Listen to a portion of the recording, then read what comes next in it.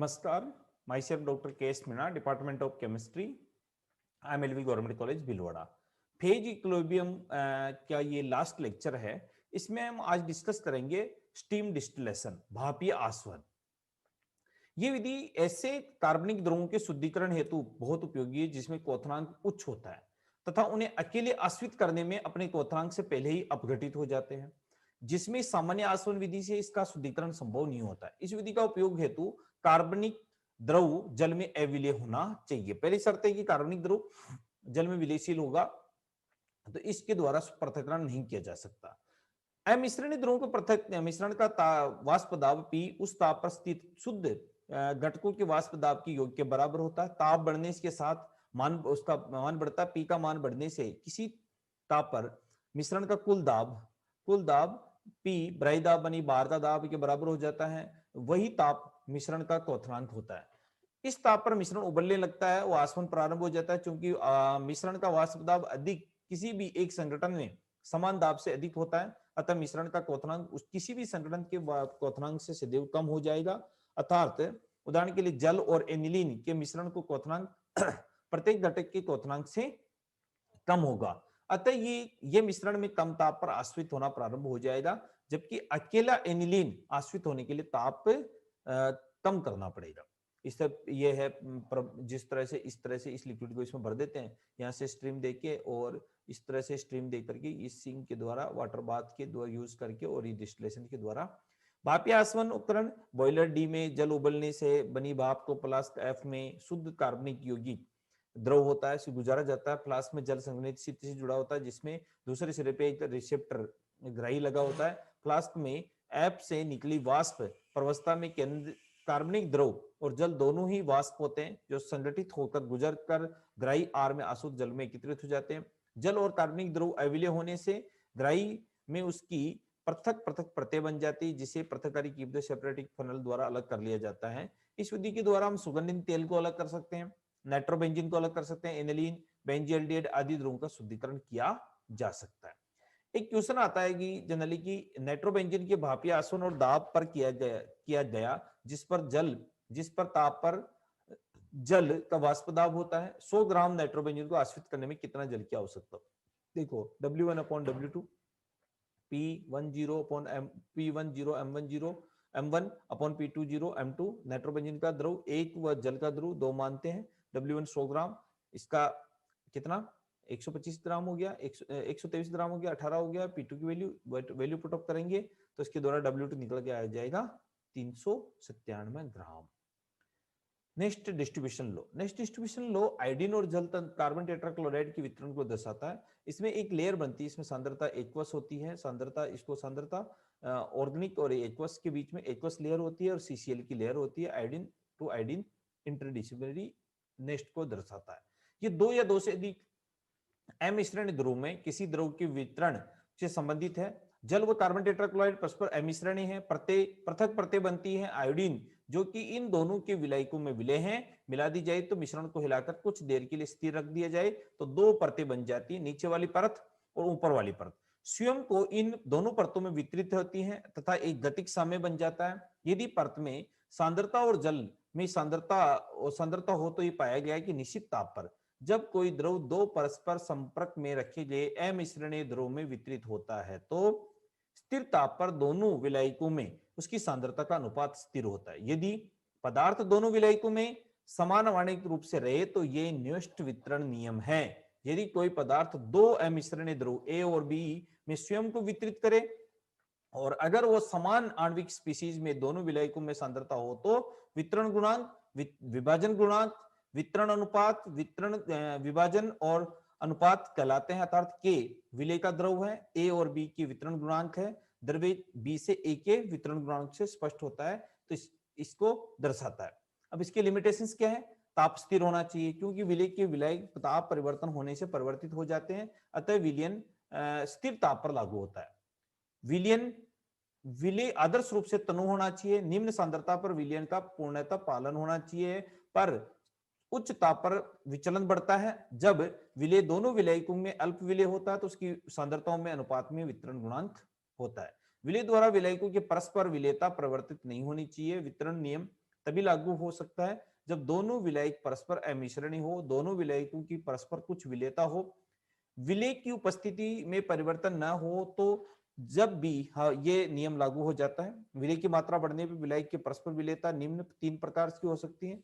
परस्पर विलेयता कम हो जाती है, परस्पर विलेयता बढ़ जाती है। वितरण पहले वाली स्थिति परस्पर विलेयता कम हो जाती है, वितरण अनुपात लगातार परिवर्तित होता जाएगा और तत् शुद्ध विलयन में विलेय की विलेयता के अनुपात में बराबर हो जाएगा।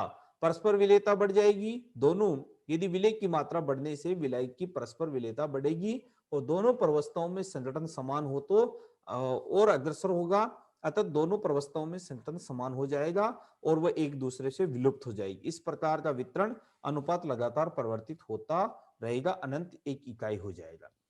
परस्पर विलेयता अनियमित रूप से बदलेगी, इस स्थिति में विलेयता का निरंतर बढ़ना वितरण अनुपात में इस प्रकार के अनियमितता परिवर्तन दर्शाता है। दोनों विलायकों में विलेय असमान आणविक स्पीशीज के रूप में होना चाहिए, विलेय दोनों विलायकों में समान आणविक स्पीशीज के रूप में होना चाहिए। यदि वियोजन, सहगुणन और विलायक संकरण के कारण विलेय की आणविक अवस्था परिवर्तित होती है तो वितरण नियम ठीक से लागू नहीं होता। फिर भी ये किसी भी विशेष आणविक अवस्था के लिए जो दोनों विलायकों में उपस्थित हो प्रयुक्त किया जा सकता है। जब कोई आणविक जटिलता उत्पन्न होती है तो वितरण प्रवास नियम रूपांतरित कर लिया जाता है। तीनों विशेष परिस्थितियों में रूपांतरण वितरण नियम निम्न प्रकार है। जैसे विलेय एक विलायक में विलयित हो जाता है, माना कि एक्स वाई विलायक में सामान्य रूप से रहता है, इसकी सांद्रता C1 है, विलायक सेकंड में C2 है, तो दोनों में विभाजित हो जाता है। ये फेज 1 अविभाजित है। दूसरा इसमें देखिए सांद्रता C1 C2 और एक्स वाई एक्स और वाई में टूट रहा है, ये वियोजित है, ये अवियोजित है। दोनों विलायकों की बात करते हैं। X Y equal to X plus Y, C2 equal to 1 minus alpha, C2 ये क्या बन गया C2 अल्फा और C2 अल्फा बन गया वियोजन की मात्रा, अर्थात विलायक सेकंड में वियोजित XY की सांद्रता है। इस स्थिति में अवियोजित अणु के लिए ये नियम लागू होगा क्योंकि ये दोनों अवस्थाएं समान होती है। तो C1 upon C2 1 minus alpha equal to K, इस स्थिति में किसी कार्बनिक अम्ल को जल और कार्बनिक विलायकों में वितरित करने पर आती है। कार्बनिक जल कार्बनिक अम्ल जल में वियोजित और कार्बनिक विलायकों में अवियोजित अवस्था में रहता है। विलेय एक विलायक के सहगुणन हो जाता है, माना कि विलेय X विलायक में सामान्य रहता है तो उसकी सांद्रता विलायक X सेकंड में N अणु संयोजित हो जाएगा, NX इक्वल टू XN। तो असहगुणित माना माने कि जब विलेय एक विलायक में सहगुणित हो जाता है तो ये स्थिति बनती है। दूसरी, विलायक सेकंड में सहगुणन और सामान्य विलायक में सांद्रता क्रमशः अलग अलग हो जाती है, तो C1 upon C2 equal to K, ये वितरण नियतांक भी कहते हैं इसको। इसमें द्रव्यानुपातिक क्रिया नियम लगा दिया तो NX इक्वल टू XN हो गया, C3 से C2 में चेंज हो गया। K डेज की वैल्यू XN अपॉन इसके द्वारा C2 C3 के द्वारा निकाल के और K की वैल्यू हम इसके द्वारा परिकलन कर सकते हैं। समीकरण 2 का मान ये 3 में रख दिया तो इस तरह से C1 upon under the root of N C2 equal to K1 होता है। अधिकतर स्थितियों में सगुणन की डिग्री ऑफ डिसोसिएशन इतनी अधिक होती है कि सगुणन लगभग संपूर्ण हो जाता है। इस परिस्थितियों की तुलना में उपेक्षणीय होता है, अर्थात सेकंड प्रवस्था सेकंड में C2 में विलेय की कुल सांद्रता मान होता है। विलेय एक विलायक के साथ विलायक संकर बनाता है, अर्थात ये क्या बना लेता है कि माना विलेय X विलायक L में घुल जाता है और सामान्य स्थिति में रहता है तो सांद्रता क्या बन जाती है कि X plus NS equal to XNS C2 और C4 C3 की स्थिति बनती है। इस तरह का इसमें संकर विलयन बन जाएगा कि दोनों C1 और C2 में C1 upon C2 plus C3 स्थिति बन गई तो X plus NS equal to XNS C2 C4 C3 बन जाती है। प्रवस्था सेकंड में इस प्रकार का सामान्य विलायक और संकृत विलेय की सांद्रता का मान है जिसको C1 अपॉन C2 के वितरण गुणांक हो गया। विलायक सेकंड में स्थिर साम्य के लिए K डैश हो गया, K डैश इक्वल टू ये वैल्यू इसके अंदर पुट हमने C3 upon C2 plus C4 N। क्योंकि अवस्था सेकंड में विलायक की सांद्रता अन्य सांद्रता से बहुत अधिक है अतः इसे संकर विलयन बनाकर देखा जाता है। अर्थात इसके द्वारा हम डिसोसिएशन इक्वेशन के द्वारा हम स्टडी करके इस तरह से C1 की प्रवस्था में देखिए तो C2 प्लस प्रवस्था होगी, अतः स्पष्ट है कि विलेय की प्रवस्था संकर बनने पर विलायक नियम के मौलिक समीकरण में कोई अंतर नहीं आता है सिवाय इसके कि स्थिरांक में अंकित मान में परिवर्तित हो जाता है। वितरण नियम की इसको काइनेटिक देखिए, काइनेटिक थर्मोडायनेमिक्स डेविएशन देखिए तो यदि कोई विलायक X है, दो विलायक A और B में वितरित है, गतिक साम्यावस्था में है तो इस स्थिति में XA XB बन गया और इसकी RA CA के अनुसार विलायक की सांद्रता पर निर्भर कर गया। इस प्रकार की स्थानांतरित किया गया तो RB proportional to CB R B is to K C B, और तो ए से बी की ओर जा रहा है कोई चीज भी, तो R is to R B C K A, C A is to K B C B, C upon C B is to K B upon K, तो के एक वितरण गुणांक है। माना कि विलेय x परस्पर संपर्क में रखे गए 1 और 2 में वितरित है। प्रवस्था 1 में उसकी सक्रियता, प्रवस्था 2 में इसकी सक्रियता A1 और दूसरे में Q रासायनिक विभव Q1 विभव U1 है। 2 के लिए स्थिति U1 is to U1 0 RT natural log of A, U2 is to U2 RT natural log of this. इसको केमिकल पोटेंशियल भी इसके द्वारा हम निकाल सकते हैं। अतः उष्मा गति की साम्य तभी संभव है जबकि स्पीशीज की सभी प्रवस्थाओं में रासायनिक विभव समान हो। अर्थात U1 इज टू U2, तो ये वैल्यू दोनों की वैल्यू लिख दी। तो natural log of A1 upon A2 is to U2 0 upon U1 0 upon RT के द्वारा रिप्रेजेंट किया जा सकता है। क्योंकि नियत ताप पर मानक रासायनिक विभव के मान नियत होते हैं, अतः समीकरण में दाईं ओर की राशि के प्राप्ति और natural log upon A1 upon A2 is to K, यही वितरण का यथार्थ एग्जिट फॉर्म है। तनु विलयनों में सक्रियता का मान लगभग सांद्रता के बराबर होता है, अतः इसको किसको रिप्रेजेंट करते हैं, इसको नेस्ट वितरण नियम भी कहते हैं। अब इसकी एप्लीकेशन क्या है, विलेयकों का निष्कर्षण। किसी विलेय का निष्कर्षण वो प्रक्रम है जिसमें विलेय को उसके विलायक में से एक ए से एम श्रेणी विलायक की सहायता से जिसमें वो अधिक विलयशील हो पृथक कर लिया जाता है। निष्कर्षण की मात्रा 2 कारकों पर निर्भर करती है, वितरण अनुपात और निष्कर्षणों की संख्या। निष्कर्षण विलायक का चुनाव इस प्रकार किया जाता है कि वितरण उसके पक्ष में बहुत अधिक हो। इस निष्कर्ष विलयन में संपूर्ण मात्रा में एक ही बार में निष्कर्षित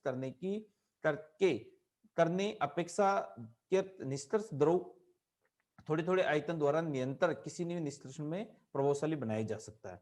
W0 माइनस W1 इस तरह से इसको विलय निष्कर्षण में यानी विलय मूलक नियतांक और निष्कर्षण नियतांक द्वारा प्रेजेंट कर। माना कि ग्राम विलय पदार्थों के में घुला हुआ इस विलयन में V1 निष्कर्ष द्रव के द्वारा हिलाया जाता है। सामान्य होने पर माना मूल विलयन में विलय के अनिष्कर्षित रह जाता है, तो निष्कर्षित विलयन के लिए ये जो मान निकालते मूल विलयन की विलय में सांद्रता और निष्कर्ष में विलय की सांद्रता W1 अपॉन V1 इसको द्वारा इसको डिफाइन करते हैं। W1 प्रथम निष्कर्षण के पश्चात मूल विलयन की अनिष्कर्षित विलय की मात्रा होगी। द्वितीय निष्कर्षण के पश्चात माना कि अनिष्कर्षित विलयन की मात्रा है, तो उसको W2 इक्वल टू W1 के इक्वेशन में रख दिया, तो W2 अपॉन W2 की वैल्यू इस इक्वेशन के द्वारा निकलती है। इस प्रकार n निष्कर्षण हो तो n के बारे में बात कर लेंगे। अतः समीकरण 3 में का मान 1 से कम होता है, तो मान कम करने के लिए n को यथार्थ बढ़ाना चाहिए, क्योंकि निष्कर्षण विलयन का मूल उपलब्ध आयतन है। n बढ़ाने से इसके लिए यथासंभव कम कर देना चाहिए। रजत युक्त शीशे का विरंजीकरण जब भी करते हैं हम, तो पाक्स प्रक्रम है, इसको पाक्स प्रक्रम कहते हैं। रजत युक्त शीशा लेड पीबी को जिंक में निष्कर्षण के रूप में उपयोग किया जाता है। इसमें चांदी का निष्कर्षण भी कर सकते हैं। लगभग 1073 केल्विन पर चांदी का जिंक और शीशे की वितरण अनुपात 301 है, माने 300:1 है। गलित रजत युक्त शीशे में इस प्रकार गलित जिंक मिलाया जाता है। अधिकांश चांदी जिस जिंक पर मिलावट जिसको बोल सकते हैं वो वाला प्रक्रम है ये। चांदी जिंक परत चली जाती है और पृथक चढ़ जाता है। इस प्रक्रम में ताजा जिंक की थोड़ी थोड़ी मात्रा लेकर दोहराया जाता है और लेड विलयन में चांदी पृथक हो जाती है। अवक्षेपण भारात्मक विश्लेषण में अशुद्धियों दूर करने के लिए अवक्षेपण को एक बार में जल में संपूर्ण रूप से धोने के पश्चात जल की थोड़ी थोड़ी मात्रा में से कई बार धोया जाता है। आणविक जटिलता और मोलर द्रव्यमान का निर्धारण किया जा सकता है। इसको विलेयता में अणु में किसी एक विलायक में C अपॉन ये वाला इक्वेशन में वियोजन सगुणन और स्थिरांक प्राप्त नहीं होता है। वियोजन की स्थिति में स्थिरांक प्राप्त होता है, जिसकी सहायता से वियोजन की मात्रा को गणना की जाती है। सगुणन की स्थिति में C1 अपॉन C2 निटाक्य प्राप्त होता है, जिसकी सहायता से सगुणन होने पर अणु की संख्या n ज्ञात की जा सकती है और इस प्रकार विलेय के अणु भार भी ज्ञात किया जा सकता है। सगुणन की स्थिति में x अक्ष पर और y अक्ष पर लेने पर सीधी रेखा प्राप्त हो, इसका ढाल होता है, n के मान को ज्ञात किया जा सकता है। वितरण सूचक आयोडीन का जल विलयन के रूप में CH2 और CCl फॉर्म में अधिक वितरण होता है। इस प्रकार जल में बने हुए आयोडीन में अत्यंत तनु विलयन में CH2 और CCl फॉर्म में कुछ बूंदे डालकर उसमें इस कार्बनिक परत में सांद्रता बढ़ जाती है और ये बैंगनी रंग की हो जाती है। अब इस विलयन की सोडियम थायोसल्फेट के अनुमापन किया जा सकता है। अंतिम बिंदु पर कार्बनिक परत में बैंगनी रंग विलुप्त हो जाता है, अतः ये तरल माने सूचक के रूप में काम लिया जाता है। लवणों का जल अपघटन, एनिलीन हाइड्रोक्साइड का जल अपघटन किया जाता है। तो इस तरह से साम्य एनिलीन और HCl, इस तरह साल्ट और H2 जल अपघटन करने पर ये समय बन जाएगा। KBH की वैल्यू जल अपघटन वितरण एक अलग अलग प्रयोग द्वारा एनिलीन और बेंजीन की गणना इसके द्वारा हम कर सकते हैं।